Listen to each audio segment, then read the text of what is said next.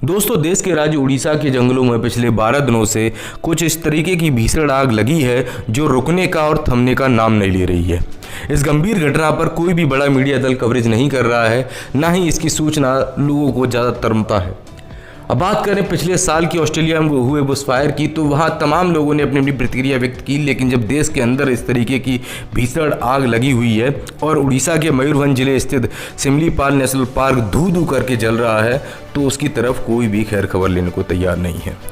अगर हम इस आग की बात करें तो आपको बता दें, इस आग ने करीब 1/3 सिमलीपाल नेशनल पार्क को अपनी चपेट में ले लिया है। इस खबर की तरफ हम रुख करेंगे और आपको बताएंगे कि क्यों ये आग लगी है और इतने दिनों के बावजूद भी अब तक इस गंभीर आग पर काबू नहीं पाया गया है। कई बेजुबान जानवर इसमें अपनी जान गंवा चुके हैं। किस तरीके से आग फैली और क्या वो कारण था, वो सारी जानकारी आपको यहाँ पेश करेंगे। लेकिन अभी तक अगर आपने हमारा चैनल सब्सक्राइब नहीं किया है तो सबसे पहले न्यूज़ 7 इंडिया को सब्सक्राइब कर लें। तो जिस तरीके से मैं आपसे यहाँ बता रहा था कि आग लगने का कारण क्या बताया जा रहा है, तो दरअसल जो उड़ीसा के इन जंगलों में आग फैली हुई है और सिमलीपाल पार्क जो बुरी तरीके से प्रभावित है इस आग से, तो उसको मानवकृत बताया जा रहा है। दरअसल एक पर्यावरणविद विश्वजीत महांती का कहना है कि उड़ीसा के जंगलों में आग लगने की घटना मानवकृत है। शिकारी अधिकांश समय आग लगाकर जंगलों को जलाते हैं। यदि वन विभाग सतर्क रहता तो स्थानीय वन सुरक्षा समिति के साथ चर्चा कर जंगल की रखवाली के लिए उन्हें दायित्व देता। ऐसा करने से इस घटनाओं को रोका जा सकता है। वन सुरक्षा समितियां जंगल में आग लगते ही वन विभाग को सूचना देती हैं और फिर ये व्यापक आग जो इस तरीके से फैल रही है उसको पहले ही बुझा दिया जाता। अब यह बात करें कि उड़ीसा ही क्यों, दरअसल ये पहला मौका नहीं है जब उड़ीसा के जंगलों में इस तरीके की अग्निकांड की खबरें आई हैं। यहाँ हर बार अगर बात की जाए तो उड़ीसा के जंगलों से कहीं ना कहीं अग्निकांड की खबरें सामने आती रहती हैं। बात अगर 1 नवंबर से उड़ीसा में कुल अग्निकांडों की जाए तो हम सबसे पहले आपको बता दें कि पूरे देश में मध्य प्रदेश तीसरे स्थान पर है, जहाँ 1507 अग्निकांड सामने आई हैं, जबकि चौथे स्थान पर आंध्र प्रदेश है, जहाँ 1292 अग्निकांड की घटना सामने आई है। लेकिन 1 नवंबर से उड़ीसा में केवल इकलौते उड़ीसा में कुल 7188 अग्निकांड प्रवण क्षेत्र की पहचान की गई है, जहां आग ने अपना रौद्र रूप धारण किए हुए है। केंदुपत्र संग्रह करने, महुआ संग्रह करने तथा शिकार करने वालों के कारण उड़ीसा में अग्निकांड की घटना ज़्यादा होने की बात FSI रिपोर्ट में कही गई है। केवल इसी साल ही नहीं बल्कि 2017 से 2019 के बीच उड़ीसा के जंगलों में सर्वाधिक अग्निकांड की घटना देखने को मिली है। 2017 की बात करें तो FSI रिपोर्ट के मुताबिक उड़ीसा में 36,287 अग्निकांड हुए थे, जबकि 2018 में 31,680 और 2019 में बात अगर की जाए तो 19,787 अग्निकांड हुए।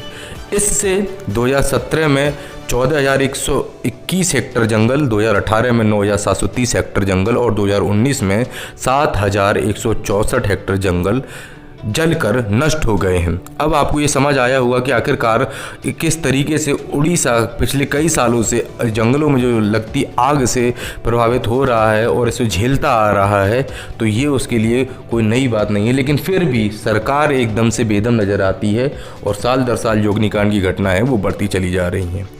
अब जो हाल फिलहाल में जो आग लगी हुई है, अगर उसमें नुकसान की बात की जाए तो फिलहाल 20 एकड़ जंगली इलाका जलकर खाक हो गया है इसमें, और जो जानवर या जीव जंगल में मौजूद हैं वो पूरी तरीके से प्रभावित हैं, या कह लीजिए अभी ये सरकारी आंकड़ा निकल के नहीं आया है कि कितनों को नुकसान हुआ है और कितनों को नहीं। लेकिन राज्य के मुख्यमंत्री नवीन पटनायक ने इस पूरे मामले की स्थिति की समीक्षा करते हुए अधिकारियों को आग पर काबू पाने के लिए निर्देश दिए हैं। इसके लिए एक उच्च स्तरीय दल बनाया गया है, लेकिन दल रिपोर्ट अब सौंपेगा जो मुख्यमंत्री कार्यालय है उनको, और उसके आधार पर अगर बात करें तो उड़ीसा के वन एवं पर्यावरण मंत्री BK अरुखा ने कहा है कि राज्य सरकार ने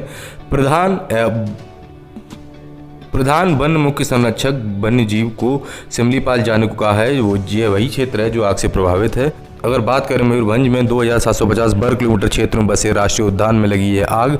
गोविंदपुर और मरुदा क्षेत्रों में पहले ही फैल चुकी है। बाघों समेत अन्य जो वन्य जीवों की जान संकट में आ गई है और बड़ी संख्या में औषधीय वृक्ष और अन्य पेड़ पौधे जलकर खाक हो गए हैं।